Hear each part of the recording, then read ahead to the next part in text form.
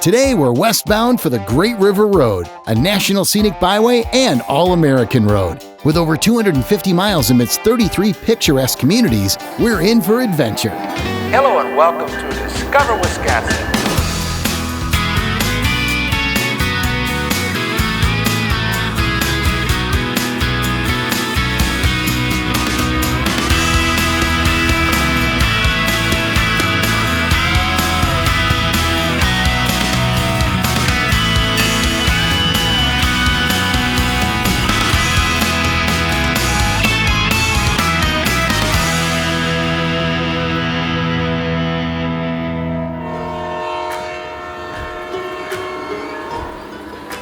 The Amtrak Empire Builder is one of many ways to get to the scenic Great River Road that hugs the mighty Mississippi.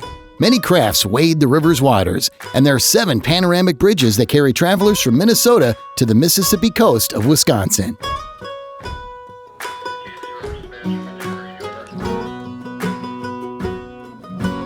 John? Eric. Hey. Welcome to La Crosse. Thanks, good to be here. Looking forward to finding out more about the Great River Road. Well, we've got a lot to tell you, and we've got a surprise for you outside. John Anfinson, a nationally known author and expert on the northern region of the Great River Road. This is beautiful. 66 Ford Fairlane. You want to go for a ride? Absolutely, let's do this. After a brief joyride through La Crosse, I was hooked. This vehicle represents one of thousands that have traversed the Great River Road, and today we travel to the Dahl Auto Museum. Here, each automobile whispers tales of innovation and craftsmanship, but also houses stories of the roads and scenery its headlights have illuminated. The history of automobiles and roads are really closely tied to each other. In 1900, there's only about 5,000 cars produced in America. By 1940, 30 million Americans own cars, so we need better roads. In 1936, the state of Missouri was looking at opportunities for recreation throughout the state, and they formed a planning commission. And the head of that planning commission said, why don't we try build a road along the Mississippi River? It would be the Happiness Highway. He thought then, why don't we ask the other 9 states to join us? So in 1938, they created the Mississippi River Parkway Planning Commission. The road must court the river, and the river must court the road, and they must bring each other together. So how did the Great River Road help these communities along the river? It helped restore them economically by bringing tourism to those communities. People started traveling the Great River Road in the cars like we see in this museum, and they could take their time and stop along these communities. They could learn about the history of the Mississippi and reconnect to the great natural places along it. Everybody talks about the Mississippi River as one of the world's greatest rivers. It captures what America is. There's just no parkway that captures all of America like the Great River Road. There are over 90 interpretive centers affiliated with the Great River Road. Wisconsin has 7, and the one in Prescott, interprets the Great River Road overall.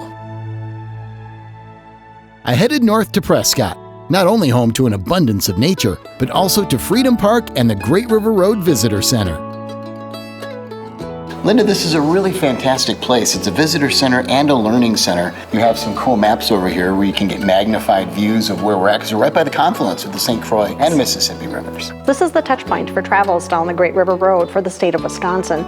We give out thousands of maps and information about the Great River Road. People come here asking for advice. What do I do along the Great River Road? How do I travel the Great River Road? And we're here to help them. But we are also a learning center. We program many different environmental programs here, all family friendly and free. It's certainly a great touch point for starting the journey. Yes. And it's also a big one for all the eagles and other migratory birds. The Mississippi is a migratory fly zone. You can see at different times of the year migration patterns of eagles, trumpeter swans, pelicans. This is a 3-acre bluff property. Visitors walk in, look out and go, oh, look at this view. I can see Minnesota from here. Well, it's right there. Oh yeah, there it is. Megan Langer from the Prescott Chamber offered to give me the lowdown on the city. You know, it's funny, it's been a while since I've been in Prescott. It looks like a lot's been happening the last few years. It has. Our downtown has had a handful of historic buildings, 200 years old or more, revamped. 2 city blocks that are packed with little boutiques, restaurants. There's a walking path right by downtown where you can literally sit on the water. Right where the St. Croix and Mississippi meets. Right where the St. Croix, Mississippi meets. Eventually the walking paths from downtown will connect here as well, so that's really cool. I don't know of another road in the state that's as beautiful as this.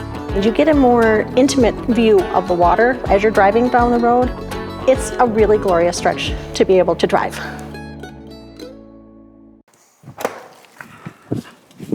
Let the adventure begin. After a charming drive through small towns, it was evident that Wisconsin's history was sprinkled all along the Great River Road, from Hager City's Native American effigy mounds to the one and only Maiden Rock, to the top of the bluff. With views over Maiden Rock Bluff as an appetizer for a meal of natural beauty along the Great River Road, I travel south, transcending the border of Pierce County into Pepin County. Who knew Stockholm was home to one of the 18 legendary pie shops in the country? Stockholm Pies. Boasting the best crust and delicious pie fillings, they serve meals made from scratch, sweet and savory slices, pie cookies, and pie flights. Hey, Alan. Hey, how are you? Good to see you. Wow, these pies look amazing. They are. I believe you. How did Stockholm Pies come to be? The recipes all come from my sister Janet, as we lovingly refer to her as her Pinus. She was a pastor's wife in rural Kansas, learned this crust recipe from a local woman that is the best crust you will ever have. We opened up a little tiny pie shop, 400 square feet. Within months, lines were out the door. We can have, on a Saturday or Sunday, 1,000 people through the doors here in a town with a population of less than 80. So it's Stockholm Pie, but there's more to it. There is Stockholm Pie and General Store, vintage candies and old-fashioned toys, nothing that needs a battery. Then our new marketplace, which is all Wisconsin. Wines, beers, foods, you name it. This whole town is kind of magical feeling to it. Originally founded by Swedish settlers in the 1850s, this was a ghost town. Up until the early 80s, artists started moving in and renovating the buildings, opening galleries, and it became an artist haven. It's a major day trip destination and weekend destination, unlike any place else I've ever been. I take it back to nature at Lake Pepin, where the area's natural beauty is woven into its unique attractions, including the Pickle Factory, Laura Ingalls Wilder Museum, the Lake Pepin Train Depot, and of course the gorgeous views of Pepin's Napa Valley-like vineyards. Which brings us to our next stop, Villa Bellezza. Modeled after the piazza of a small Italian town, the Villa Bellezza tasting room and its associated country-style restaurant, Il Forno Ristorante, transports us right to Europe, where a glass of wine, or three, is surely in order. You don't think of this as wine country. How do you grow grapes here along the Great River Road? The Great River Road has a really nice topography, great vineyard terroir. Here specifically, we're on sandy soil. Being so close to the river really benefits the grapes by ripening them early and giving them that long growing season. Your tasting room is gorgeous. You have kind of that cool little room that I guess used to be a bank vault. You can come in and sample one of our 26 wines that we produce here that run a range of red, white, dry, sweet, a preference for every profile. We really want people when they come here and they visit the piazza to have that feeling that they've been transformed into Italy, enjoying the wine, enjoying the company of their friends and family. The following day, I set my compass for Nelson Cheese and Deli, a family business where our beloved Wisconsin food was made for over 100 years. So, well, this is a fantastic place. Started as Nelson Creamery. Take me through the history now. The building is as old as the late 1800s. My grandpa bought it when it was a butter factory and turned it into the cheese factory that it was. And my dad took over from my grandpa in the 90s, and my parents have run it ever since then. We don't make cheese here anymore. We run it more as a delicatessen. I mean, you have a huge variety of cheeses available. Over 200 now. Cheeses from Wisconsin, Minnesota, Western United States, and then a whole bunch of different European cheeses. We have ice cream, we do charcuterie boards with sandwiches, wine by the glass or bottle, groceries and everything. It's really a one-stop shop. Stocked up on Wisconsin cheese and wine, I'm ready to hit the road again. Nestled within the riverside city of Alma, Lock and Dam Number 4 keeps the water open during winter, a perfect invitation for eagles and waterfowl. Back on my route, I passed through Fountain City's Herman Rush's Prairie Moon Sculpture Garden. Then, on to the legendary Monarch Public House, Wisconsin's oldest operating tavern. So I found my perfect spot to conclude my day here on the Great River Road, just outside Fountain City in Kinstone, which is this beautiful sanctuary that literally rocks because there are stones everywhere.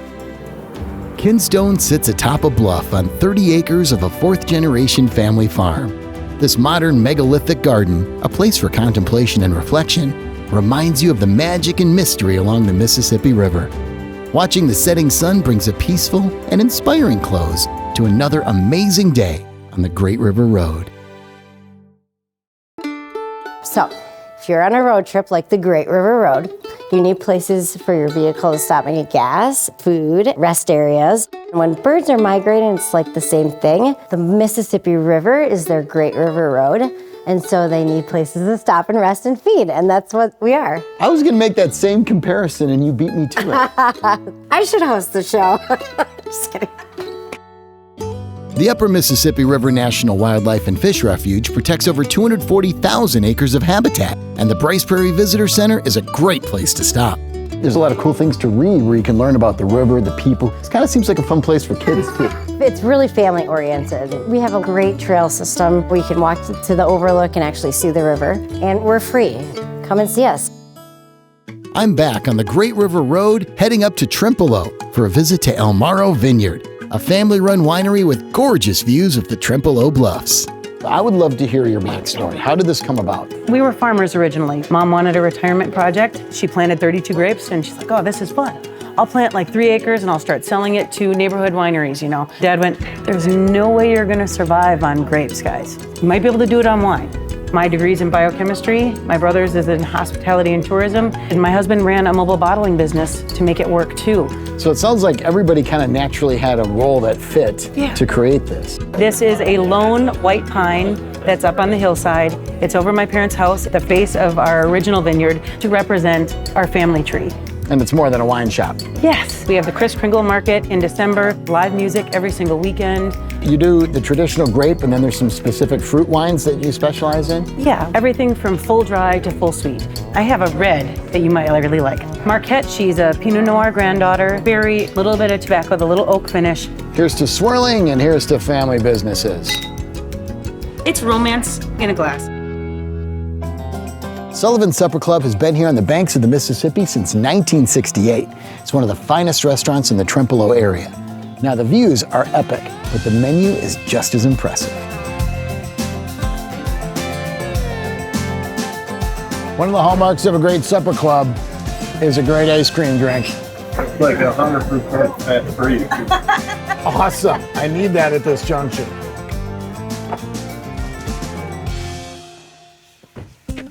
Passing through La Crosse, I'm heading south to Genoa to talk with Mark Clement, who knows all about fishing along the Great River Road. I do have a lot of experience. I've been doing this since I was a little kid. I grew up on the fishing float with my dad. I've gained a little experience, but you'd be surprised. I think I learn every day. You know, I started out commercial fishing, gradually got into sport fishing. The fishing barge is for people that don't have boats, and that's what my grandfather started back in 1936. 3 generations have operated the fishing barge. You just show up with your fishing pole and tackle box and you're ready to go fishing. At the dam, it's like all the species seem to come up and feed, up to 134 different creatures in the river. That's what the draw is for people. The bait shop's been around about 23 years. For anything up and down the river, you can pretty much find it here. Live bait, plastics, the lures behind me are manufactured by us in-house. So if you're looking to do some fishing along the Great River Road, come to Genoa, check out Clement's Fishing Barge, check out Captain Hook's Bait and Tackle. Mark will take care of you. So we know there's good fishing on the Mississippi, but you could take a different angle and check out the Genoa National Fish Hatchery. And Erica can tell you all about it. Our main mission is to restore threatened and aquatic species, raising and stocking different fish, mussels, and dragonflies all over the United States.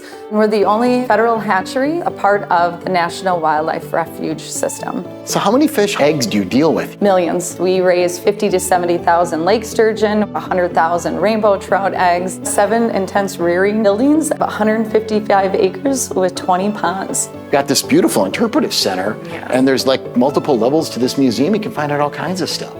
The aquariums, you can get really close to these fish. Yeah, our 1,600-gallon tank that showcase some of the fish that we have here on station. But we also have our upland stream that is kind of more interactive. Kids can actually hold a live lake sturgeon and get to see what they feel like. Visiting the Genoa Fish Hatchery and Visitor Center reminds me of the biological diversity and precious natural resources found along the Great River Road. History is the persistent theme along the last trek of my Great River Road adventure, leading me south through Crawford and Grant counties, from Prairie du Chien to Potosi. Hey, Robert, great to see you. Hey, Eric, good to see you. How are you? Finally made it down here to Prairie du Chien on the Great River Road. Why do you say this is a must-see destination? I would say Prairie du Chien is a must-see with all the attractions, the scenic beauty of the area, makes Prairie du Chien a perfect place to stop and visit with your family. We have a beautiful historic downtown, unique, quaint shops, a lot of great restaurants, the historical structures of our buildings. We try to keep them as authentic as possible, and that really adds to the flavor of our downtown. The history here is amazing. This is the second oldest community in the state. That's correct. Prairie du Chien actually was formed in 1673. When Marquette and Joliet came down the Wisconsin River, they landed on St. Farrell Island. And it also survived the War of 1812. There was actually a battle here. Exactly. And each year we celebrate that in July as we do a reenactment of the War of 1812, Battle of Prairie du Chien. Speaking of history, let's check out Villa Louis. So Mary, I've seen Villa Louis from the outside. This is the first time I've been inside. Good. This is gorgeous. The house was built by the second generation. The first generation was Hercules Dousman. He came here as a clerk for the American Fur Company. He married a French-Canadian woman. They had only one son, whom they called Louis. When he decided he wanted a new home, he said he wanted a house in the new style, the Italianate. He specifically then also asked for Milwaukee pressed brick. Cream City brick. Right. Beautiful. So this is part of the State Historical Society. Villa Louis is the first state historic site. The Dousman heirs offered this property to the Historical Society. About 90% of what you see is original to the Dousman family. Yeah, it's nice when you're touring the Great River Road with all the history up and down the river to go to the original state historic sites. Right. Great stop here in Prairie du Chien. Oh, I'm so glad you came. I find another Wisconsin State Historic Site, just outside of Cassville, right across from the bluffs of Nelson Dewey State Park. We're here at the home of Nelson Dewey, first governor of Wisconsin, Stonefield. The purpose of Stonefield is to really get an experience of what it would have been like a farmer coming to town. So if you cross that covered bridge, you go to Stonefield Village, there's 40 different buildings. The cheese factory, the creamery, the church, the general store, the Muddy Hollow Schoolhouse, which was a school just 3 miles up north of here, really takes you back in time. Literally a walk through history. There's also an amazing array of farming equipment people can check out at the Ag Museum. Most people don't know that we're the repository for the McCormick collection, but all of their equipment that they saved over the years sits here at Stonefield Interstate Agriculture Museum, including what's considered North America's oldest tractor, the McCormick Automower. I decided to celebrate Wisconsin's historic legacy with a stop at one of its oldest breweries. We're really proud of our association with the Great River Road. This brewery started in 1852. The brewery closed in 1972 after 120 years of brewing, but the nonprofit Potosi Brewery Foundation was formed about August of 1999, reopened the brewery in June of 2008. Connected to this transportation museum, there's an interpretive center for the Great River Road. On the second and third floors, there's the National Brewery Museum. We also have a fine restaurant. We have an outdoor beer garden. So there's a lot to see here. This transportation museum is more than just transportation because it kind of tells the history of the Potosi Brewery through the various modes of transportation. Horse-drawn wagons that pulled and delivered the kegs of beer. We had a riverboat that made daily runs to Dubuque, Iowa. The fleet of trucks used after Prohibition that made use of the Great River Road as well as the other highway systems. This encompasses all the varieties of transportation except air travel. Mm-hmm. Well, we're keeping our feet on the ground here. We're experiencing water, rail, and road for the Great River Road, and that's why the Potosi Brewing Company is the perfect place to stop. As I reflect on this adventure, I can't help but appreciate the modern marvels that allowed me to make this journey. The railways, automobiles, the river and the road, the Great River Road, weaving through time itself, echoing the footsteps of explorers, the beauty of landscapes, laughter of families, and the freedom of those who have ventured onto its path.